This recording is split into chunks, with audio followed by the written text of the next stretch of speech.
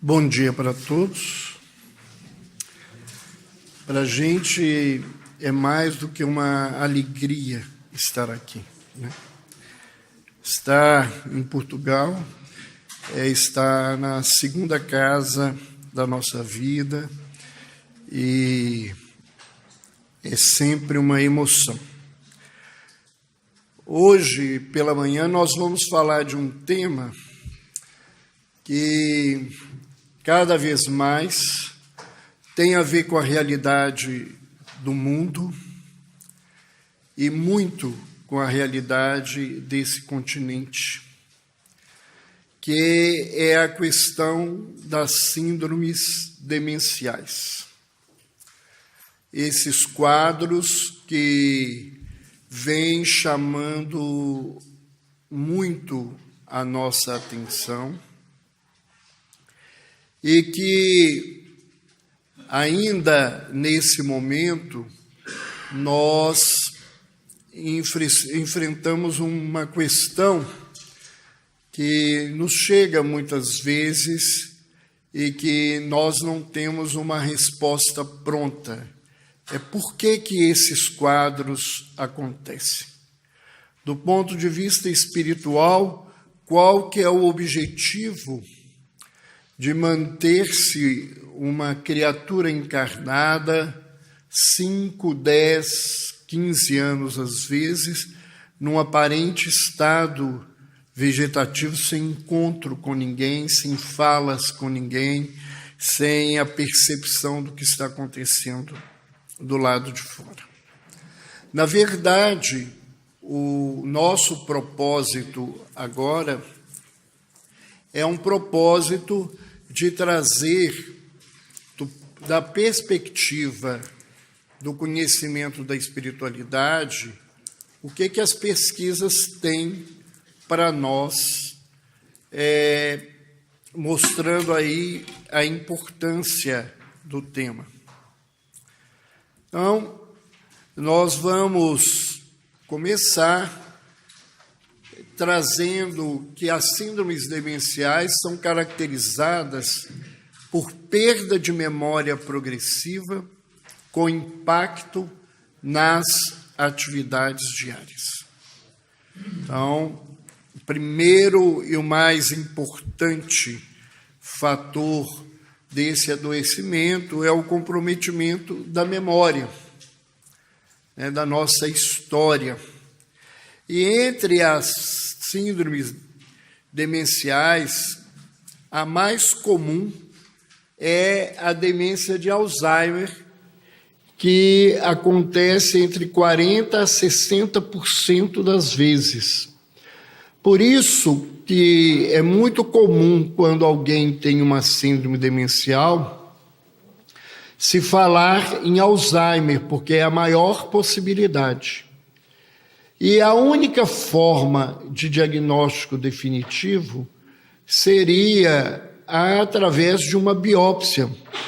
E hoje não é possível legalmente fazer uma biópsia do tecido neuronal em pessoas vivas, né? E com isto, então, a mais provável delas é a demência de Alzheimer, mas nós temos outras. A segunda mais comum é a demência vascular, né, por uma obstrução e um comprometimento circulatório. Nós temos as demências mistas e outras demências mais específicas. O diagnóstico deste quadro exige uma avaliação médica cuidadosa, exames complementares e uma avaliação cognitiva funcional. Isso é muito importante porque quando fala-se em perda de memória, e hoje cada dia mais a gente recebe pacientes que falam assim: doutor, eu vim cá porque eu tenho perda de memória. E eu falo com meus pacientes todos, né? Isso é uma constatação do meu trabalho. Todos os pacientes ou pelo menos 98% dos meus pacientes, independente da idade, independente do sexo, se queixam de algum tipo de alteração da memória. E isto é importante porque, para que a gente tenha ideia que ter alterações de memória não significa que você tenha um quadro de síndrome demencial. Mas isso é muito comum. As pessoas dizerem, eu encontrei com um grande amigo, esqueci o nome dele, então é meu querido, meu amor, como é que você está? Porque você não sabe o nome do fulano. A mulher sai da beirada do fogão, abre a geladeira para pegar alguma coisa e tem que fechar a geladeira porque esqueceu o que foi buscar. Você descarga o telefone, quer falar com alguém, deu uma distraída e desliga porque você não sabe mais o que ia falar. E isto acontece com todo mundo e necessariamente isso não significa que você está começando a ficar demenciado. Mas se isto for crescendo, é preciso que se faça uma avaliação e se tenha maior clareza desse fato. Quais são os critérios diagnósticos que a gente tem para essas síndromes? Segundo o Código Internacional de Doenças, da sua versão número 10, primeiro sintoma é o declínio da memória. E a demência de Alzheimer, em especial, que é a mais comum, a primeira alteração de memória que você tem é a memória recente. O indivíduo, ele sabe qual era a roupinha que ele estava vestido na festa de 5 anos na escola. Mas ele não sabe o que ele almoçou há 15 minutos atrás. Eu costumo dizer que é um computador que a memória acabou e você pode botar informação que ele não guarda. Então, as coisas novas não se fixam, mas ele permanece durante um tempo com essas informações mais antigas e elas vão desaparecendo aos poucos. É o declínio de outras capacidades cognitivas. A deterioração do julgamento e do raciocínio, a pessoa passa a perder essa capacidade, a perder a capacidade de planejamento, de organização, de processo geral das informações. Cada vez mais, pelo estudo e pelo acompanhamento, nós vamos vendo que acontecem síndromes demenciais em pessoas mais novas. Trabalhando com avaliação pericial, eu já fiz uma avaliação de um senhor, um engenheiro, que com um quadro demencial aos 52 anos de idade. E avaliei uma senhora gerente da Caixa Econômica Federal, que o quadro demencial começou aos 49 anos de idade. Quanto mais cedo acontecem esses quadros, pior é o prognóstico e mais rápido é essa perda na vida da criatura. Há também um declínio do controle emocional, da motivação, do comportamento social. Eles passam a ter maior labilidade emocional, qualquer coisa irrita, atrapalha, faz chorar, ficarem mais apáticos e ficam mais embrutecidos no comportamento social. Se fala que o idoso é mais verdadeiro, mas na realidade não é uma questão de ser mais verdadeiro. Às vezes é até ser mais grosso, mais deseducado com um tipo de coisa, né? Às vezes você olha para o indivíduo e vê que ele está gordo e fica calado, né? A avó, o vô encontra com você e vai assim, mas você está barrigudo, né? Você está muito gordo, você precisa emagrecer, deixa de ser assim. Quer dizer, essas coisas, isso é um sintoma que você tem que pensar nesse processo. O que faz com que a gente tenha mais riscos de ter uma síndrome dessa? Lembrando que não é só um fator, porque senão todo mundo vai sair daqui correndo atrás de um neurologista, um geriatra, para poder fazer o diagnóstico. Primeiro, pessoas que têm parentes de primeiro grau com quadros demenciais têm maior tendência a ter demência do que outras pessoas. Avós, pais, irmãos. Então, isso aí é um primeiro fator. O segundo fator é a idade avançada. Quanto mais idoso você vai ficando, mais chance você tem de ficar demente. As alterações genéticas. Pessoas portadoras de síndrome de Down têm mais possibilidades de terem demência do que outras pessoas. Quanto menor o nível de escolaridade, né, de produção mental, maior a possibilidade de um quadro demencial. Isso não significa que pessoas intelectuais, pessoas com alto nível de trabalho, nós tivemos um grande companheiro no Brasil, um grande escritor espírita, que ele, no término da vida dele, ele teve Alzheimer. Então, não é uma coisa 100%, mas é um fator. Pessoas que sofreram traumatismo craniano têm maior possibilidade. Fatores de riscos cardiovasculares, né? Pessoas com pressão alta, com quadros de colesterol e triglicérides aumentados, diabetes, têm mais possibilidades de terem essas síndromes do que outras. Pessoas que sofreram acidente vascular cerebral, pela própria sequela do quadro, pode abrir essa situação. E pessoas que têm história de quadros de depressão, eles têm maior tendência a ter quadros demenciais do que em outros quadros que a gente possa ver mesmo dentro da psiquiatria.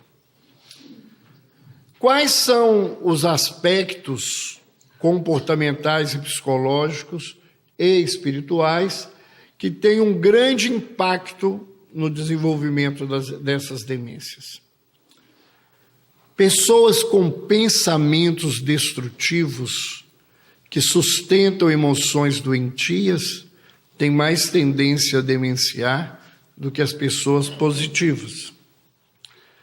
Pessoas que têm a mente fixa numa coisa só, que a vida dela é um empobrecimento cultural, no sentido de que ela só pensa numa determinada situação, tudo é voltado só para aquilo.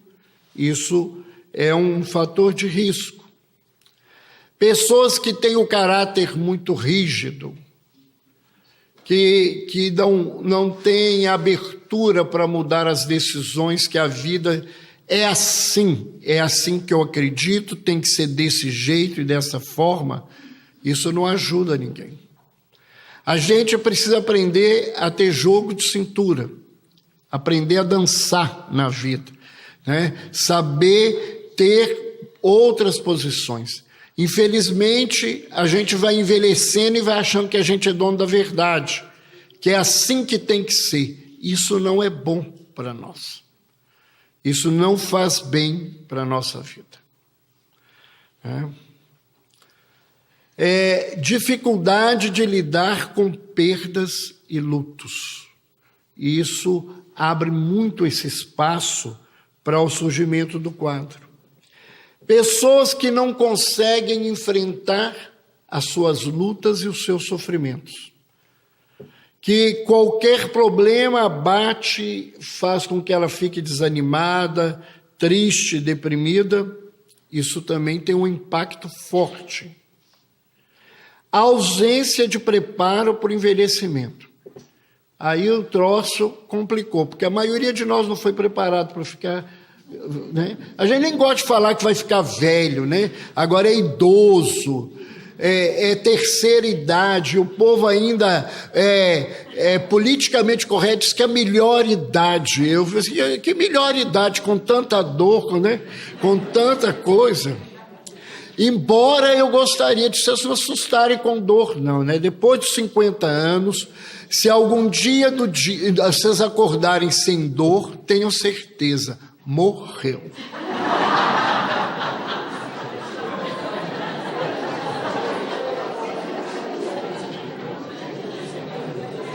Então, a gente tem que começar a preparar para essas coisas, né?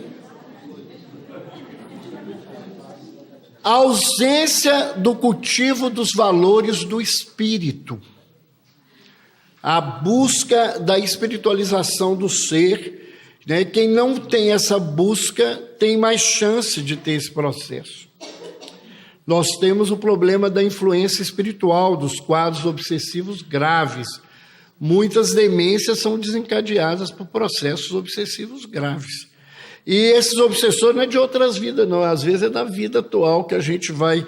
Né, a gente esquece que os encarnados vão trazendo energias ruins também para a gente nesse processo. Necessidade dos próprios familiares e cuidadores de compartilhar com essa experiência de um quadro familiar. É interessante. Pessoas que cuidam e que ficam muito presas a esse cuidado e às vezes com um sentimento muito ruim, têm mais chances de terem esse processo do que outras pessoas. E o apagamento lento e gradual da consciência, as pessoas que vão perdendo esse senso, isso facilita esse surgimento. Então, a memória, ela vem do latim e é a faculdade que consegue reter e lembrar o passado. É a memória que nos mantém a história. Se amanhã a gente acordar sem memória, a gente acorda sem história. A gente não é. Né? Então, ela é muito importante. É lembrança, recordação que se tem de algo que já tem ocorrido e a exposição de fatos, dados, motivos que dizem respeito a um determinado assunto. A memória, segundo os amigos espirituais, é o fruto da vida mental, contribuindo para fundar a personalidade.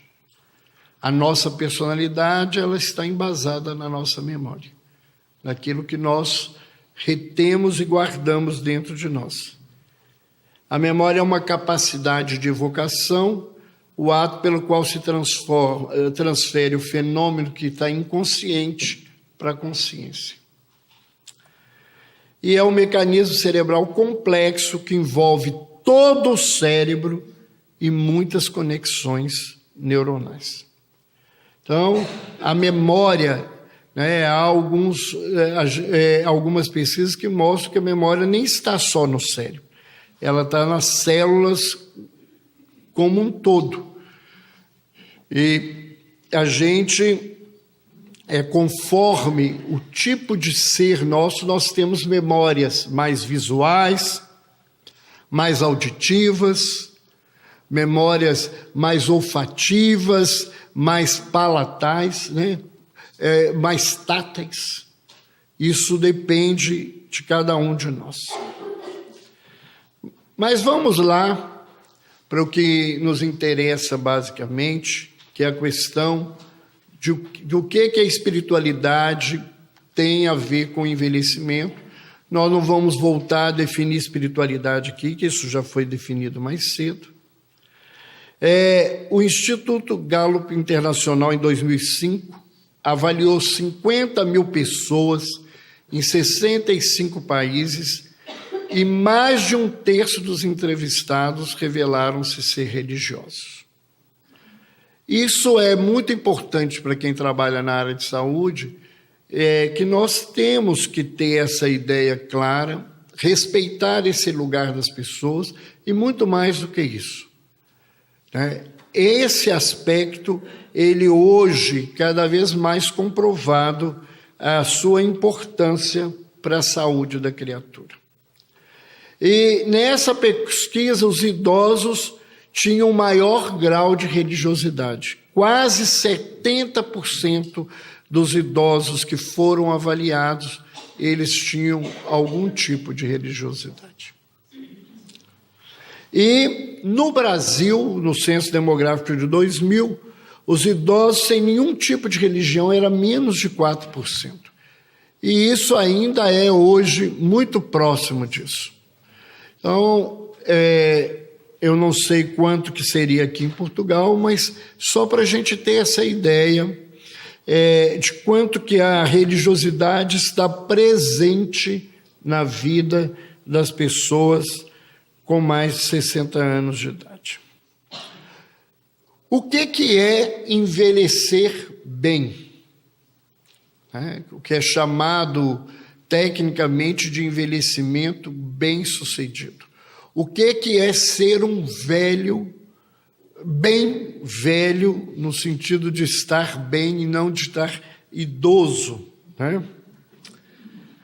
Esse trabalho, que foi feito em 1997, depois modificado em 2002, incluía 4 elementos fundamentais para o nosso bom envelhecimento.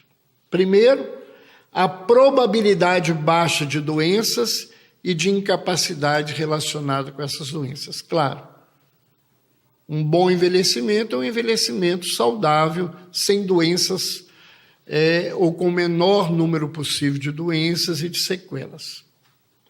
Uma alta capacidade funcional, cognitiva e física. E nós temos exemplo aí de muitas pessoas, com muito mais que 70 anos, com uma capacidade de raciocínio incrível, de força de trabalho. Um grande exemplo que a gente tem hoje é Divaldo, que faz o ano que vem 90 anos. Nós estivemos com ele agora, a gente não acredita que ele tem 90 anos de jeito nenhum, a vitalidade, a capacidade dele. E o Medinesp nosso, ano que vem, no Rio de Janeiro, fazer propaganda, vai homenagear o Dr. Jorge Andréa, que fez 100 anos, numa lucidez, para vocês imaginarem o jeito, a lucidez dele. Os companheiros convidaram ele para estar o ano que vem, ele virou assim: vocês me querem de que lado? Aí o pessoal do lado de cá, ele falou assim: eu vou ter que arrumar algum fiador para me segurar até lá. Um outro item é o engajamento ativo com a vida. Infelizmente, as pessoas vão ficando velhas. No Brasil é assim: vai ficando velho, o pessoal aposenta para ficar à toa. Eu acho que a gente aprendeu, acho que isso é uma coisa que eu tenho que refletir. A gente aprendeu tanto tempo que trabalhar é coisa de pobre e de escravo. Então a gente acha que é chique ser vagabundo. É tantos milênios fazendo isso que a gente achou que isso é chique. Então as pessoas vão ficando velhas no Brasil, elas sentam na frente da televisão, ficam ouvindo porcaria o dia inteiro, porque é só notícia ruim, E elas se repetem rapidamente, quando os programas não são péssimos, Aqui posso citar, porque aqui vocês o tal do balanço geral, aquilo é um balanço geral mesmo, balança a vida de todo mundo. E fica ouvindo aquelas coisas parada, ela não produz, não faz nada, fica parada. Isso é um mau sinal para a vida. E um outro item, né, isso é um trabalho não religioso, gente, isso é um trabalho científico, é as pessoas terem um engajamento espiritual na vida. Qual que é o impacto da religiosidade no envelhecimento? Então, esse trabalho de 2005 mostra que idosos cujas crenças pessoais davam maior significado às suas vidas tinham 10 vezes mais chance de cursar com envelhecimento bem-sucedido em comparação com aqueles que não as possuíam. Então, nesse trabalho de 2008, a doutora Rosa mostrou que a resiliência, que é a capacidade humana de pacientes com bem-estar espiritual, de enfrentar e vencer as suas adversidades, foi associado ao envelhecimento bem-sucedido.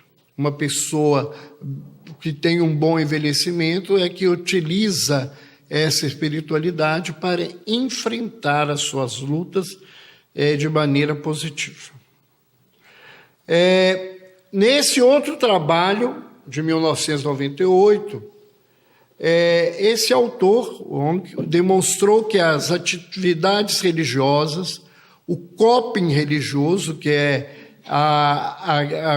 aquilo que você consegue utilizar e estruturar-se a partir dessa religião, e o maior significado à vida, são preditores do envelhecimento bem-sucedido ou não. Ou seja, as pessoas que têm uma espiritualidade, que têm um sentido positivo para a vida, vão ter um envelhecimento melhor do que as que não.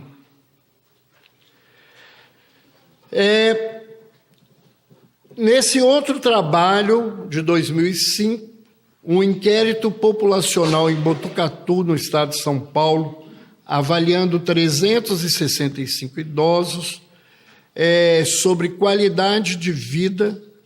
Esses idosos, um dos itens mais comuns, era o 7º item mais comum, era ter uma religião e ter uma fé. E esse outro trabalho, que é uma meta-análise de estudos sobre espiritualidade e qualidade de vida, em 2005, faz uma correlação moderada entre os níveis mais altos de espiritualidade e a melhor qualidade de vida. Então, nós vamos vendo aí, e esse autor, o Katsune, em 2003, ele relaciona a espiritualidade à melhor qualidade de vida subjetiva em pacientes com demência leve. Então, esses pacientes que tinham uma experiência espiritual, eles tinham uma melhor qualidade do que os outros que não tinham, embora todos com um processo de demência. Qual que é o impacto da espiritualidade na doença de Alzheimer? Um estudo recente, em 2007, diz que altos níveis de espiritualidade e práticas religiosas foram associados a uma menor progressão da doença de Alzheimer.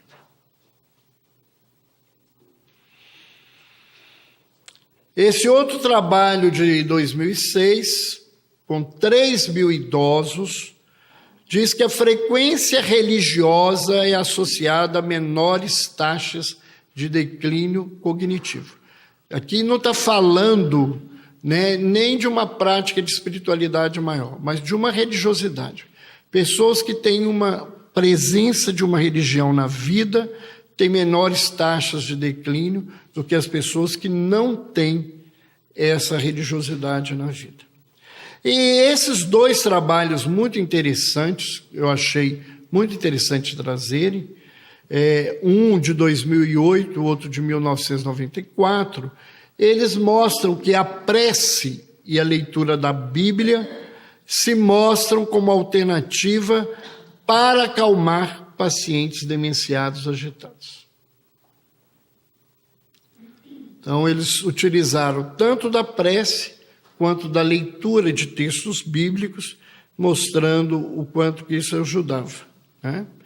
E esse outro trabalho, também em 2005, mostrando que as atividades religiosas e espirituais são capazes de prevenir a agitação nos síndromes demenciais. Então, uma casa onde se busca um ambiente mais tranquilo, uma música mais espiritualizada, uma estrutura mais pacificada, ela reduz todo esse processo. O impacto da espiritualidade na mortalidade. Kenneth, em 2001, fala que a relação entre o sofrimento religioso, o que é isso? É aquele sofrimento fruto do pensamento de que Deus abandonou, que questiona o amor de Deus, das pessoas que acham que são castigadas por Deus, né? Essas religiões que levam a temer a Deus, isto aumenta a mortalidade das pessoas. Então, é importante um trabalho desse para a gente ver que a religião ela tem o seu aspecto positivo, mas as religiões também podem ter seu aspecto negativo. Depende da forma como que ela é vista e ela é praticada. E algumas meta-análises mostram a relação entre a maior espiritualidade e religiosidade com a maior sobrevida. Pessoas que têm uma prática espiritual maior e uma religiosidade maior sobrevivem mais. Isso é fácil de entender, porque essas pessoas se cuidam melhor, elas buscam ter maior paz, se conturbar menos na vida, elas têm recursos para enfrentamento dos seus problemas, né? E esse trabalho de 2001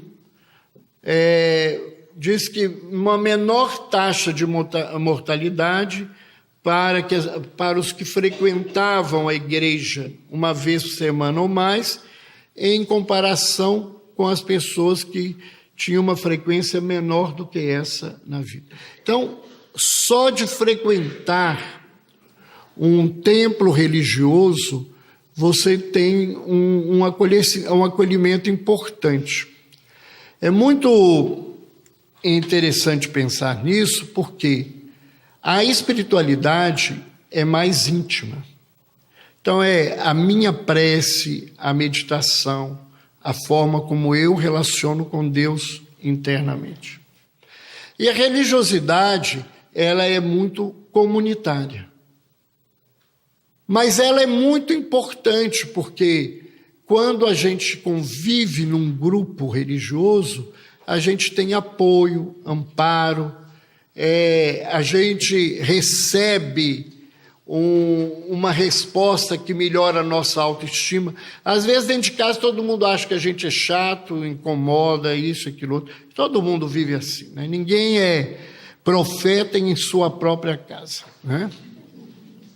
Mas a gente chega no templo religioso, as pessoas, que bom te ver, você está cada vez melhor, você é lindo, pode não ser, né? A gente gosta de ouvir isso, né?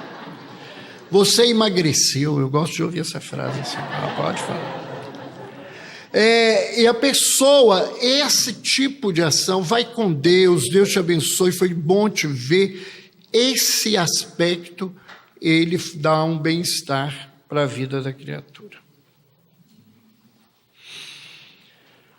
O impacto da religiosidade no fim da vida da criatura. Estudo feito em 2004 mostra que pacientes terminais demonstraram que os assuntos espirituais são muito importantes para eles nesta fase. Então, que o profissional deveria buscar entender desses assuntos para envolvê-los ou encaminhá-los para os capelães, para os indivíduos que fazem esse trabalho de aconselhamento espiritual. Não sei se aqui em Portugal tem, né? Mas isso tem crescido. Um outro estudo mostra que 94% dos pacientes gostariam de ser questionados sobre a questão espiritual na sua vida se estivessem gravemente doentes. Para ver o quanto que... E isso é muito interessante. É muito interessante. Às vezes, nós já tivemos conversas com pacientes caminhando para uma fase terminal, que isso causou-lhes um alívio, um bem-estar muito importante nesse sentido. McLean e colaboradores em 2003 mostraram que o bem-estar espiritual protegeu do desespero da vida pacientes em cuidados paliativos. Então, isso é muito importante da gente refletir e da gente ver nesse sentido. Outra questão é como a espiritualidade pode ajudar no idoso na questão da sua funcionalidade, né? Então, um estudo de 2004 mostrou que esse coping religioso, ele é preditivo de uma evolução física e de uma funcionalidade nos pacientes idosos hospitalizados, ou seja, a melhora tanto física quanto funcional é maior nesses pacientes que têm essa abordagem religiosa do que os outros. E o Koenig, em 2004, ele trouxe um trabalho, uma meta-análise de uma relação ainda fraca entre religiosidade e espiritualidade com a saúde física do idoso. Isso é um trabalho, né? É muito importante, mas, né, a gente não pode se esquecer disso. Quais são os cuidados que a gente tem que ter para a prevenção desses quadros? Acho que todo mundo gostaria dessa resposta, né? Então, a gente trouxe aí para a gente pensar. Primeiro, a alimentação saudável e balanceada. Querendo ou não, a gente é o que a gente come. Então, é só pensar aí no que a gente come que a gente vai ver o que a gente está sendo na vida. Atividade física regular. Ah, que problema. Gente nova já não quer fazer atividade. Depois que chega a época dos ai aqui, ai acolá, né? Aí é que botar o indivíduo para fazer atividade é uma luta. Manter atividades cognitivas. Então, a gente orienta a fazer leitura, fazer palavra cruzada, fazer sudoku, fazer várias atividades. O pessoal acha, mas isso não tem... Olha, faz muito bem. E se vocês estão lendo pouco, vão ler mais um pouquinho, né? Mas eu leio uma página e um guardo. Eu falei, porque você leu pouco, se você estivesse lendo mais tempo. E o problema, você precisa ler, você lê a mesma página 4 vezes, não é o problema, até acostumar, repensar as coisas, porque muitas vezes a gente fala assim, eu não tenho memória. Não é que eu não tenho memória. A grande maioria de nós não tem problema de memória. A grande maioria de nós tem problema de atenção. A gente não tem problema de fixar. A gente não se fixa naquilo que a gente está fazendo.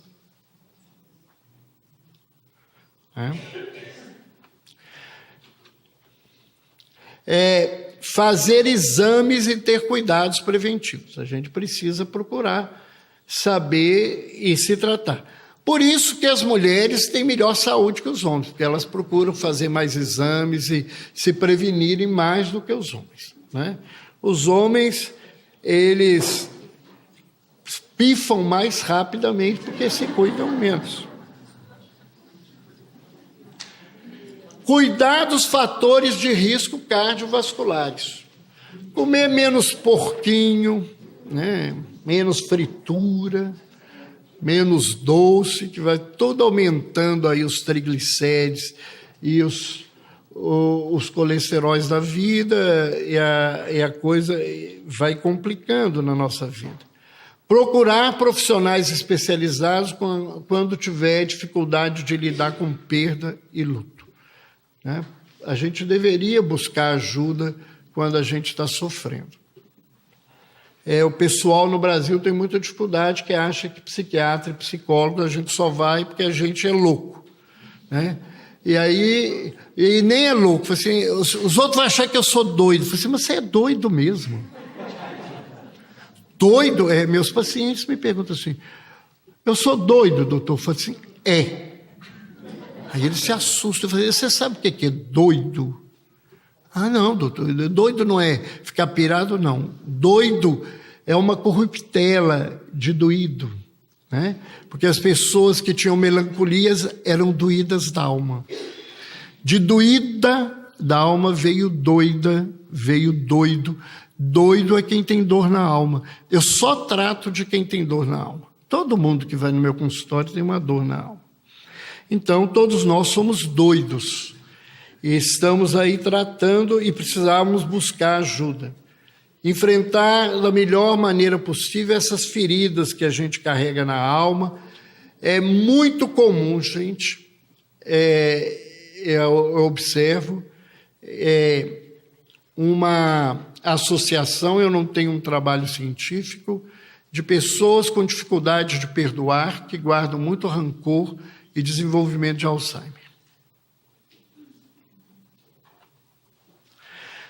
Cuidar com carinho e atenção de sua rede de suporte social e familiar.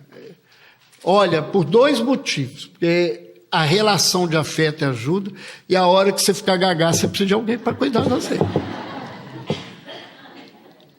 E se você não tiver alguém que goste muito, você vai te dispensar, porque não é fácil. Não é fácil. Manter pensamento positivo. Cultivar sentimentos elevados. Ter disciplina das emoções e dos controles de fatores de estresse. Ter consciência da própria existência e dos seus objetivos. A gente tem que ter objetivos, a gente tem que ter ideais. Quem não tem objetivo ideal perde a esperança. E como a esperança é a última que morre, você morre junto com ela. E nutrir alguma forma de espiritualidade. A escolha é de cada um. E fazer atividades voluntárias e de beneficência. Quem faz o bem recebe muito mais do que imagina, né? Isso não é uma fala externa, é uma verdade.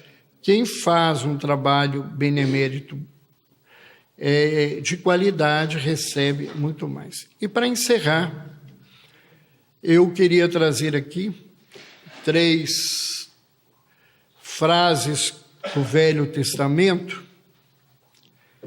para a nossa reflexão. Quem é o homem que deseja a vida, que quer largos dias para ver o bem?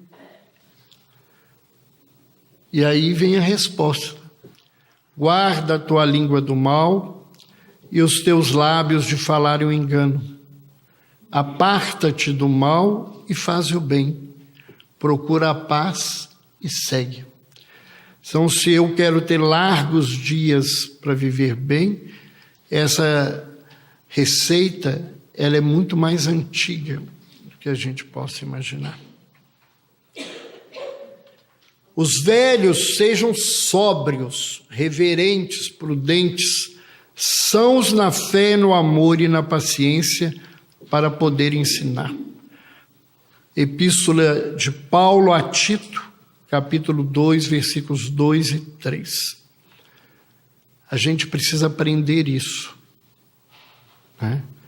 A ser sóbrio, prudente, a exercer a fé, o amor e a paciência. Essa é a obrigação. E a gente ensina nesse lugar, né? E no livro do Eclesiastes, no capítulo 7, no versículo 10, diz assim: nunca digas, porque foram os dias passados melhores do que estes, porque nunca com sabedoria isto perguntarias. Nós temos o mau hábito de acreditar que o tempo que se foi é que é o tempo bom, que o tempo da juventude é que é o tempo bom, que o tempo da infância é o que é o tempo bom. O tempo bom e o tempo que se tem é o tempo de agora. E se a idade nos leva a um comprometimento físico, a uma redução de alguma coisa, ela aumenta a coisa mais importante que o homem pode fazer, é o saber. E o homem que tem conhecimento e sabe usar esse conhecimento, ele transforma isso em sabedoria. E a sabedoria é fazer agora, nesse momento, o melhor que eu posso.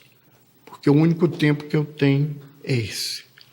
Para que a gente não tenha que ouvir por guardar e acreditar que os tesouros são antigos, a fala da parábola que Jesus nos conta quando diz: homem louco, ainda essa noite pedirei conta de tua alma, e que farás com tudo que ajuntastes? E o que será que nós verdadeiramente juntamos até hoje para esses momentos? Muito obrigado.